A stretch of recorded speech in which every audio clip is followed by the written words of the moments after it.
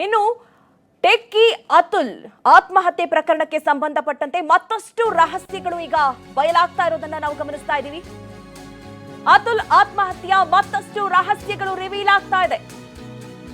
ಆತ್ಮಹತ್ಯೆಗೂ ಮುನ್ನ ಸಕಲ ತಯಾರಿಯನ್ನ ನಡೆಸಿದ್ದ ಅತುಲ್ ಅನ್ನುವಂತಹ ವಿಚಾರ, ಕಾನೂನಿನ ವಿಚಾರಗಳ ಬಗ್ಗೆ ಗೂಗಲ್ನಲ್ಲಿ ಹುಡುಕಾಟವನ್ನ ನಡೆಸಿದ್ದಾನೆ.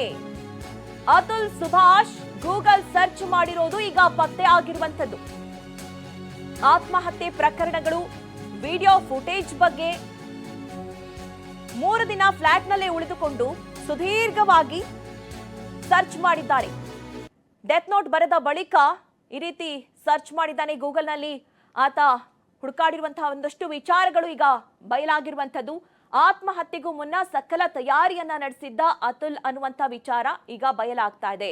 ಕಾನೂನಿನ ವಿಚಾರಗಳ ಬಗ್ಗೆ ಗೂಗಲ್ನಲ್ಲಿ ಆತ ಹುಡುಕಾಟವನ್ನ ನಡೆಸಿದ್ದ ಅತುಲ್ ಸುಭಾಷ್ ಗೂಗಲ್ ಸರ್ಚ್ ಮಾಡಿರೋದು ಈಗ ಸದ್ಯ ಪತ್ತೆಯಾಗಿದೆ. ಇದು ದೇಶದಾದ್ಯಂತ ಭಾರಿ ಚರ್ಚೆಗೆ ಗ್ರಾಸವಾಗಿದ್ದಂತಹ ಪ್ರಕರಣ.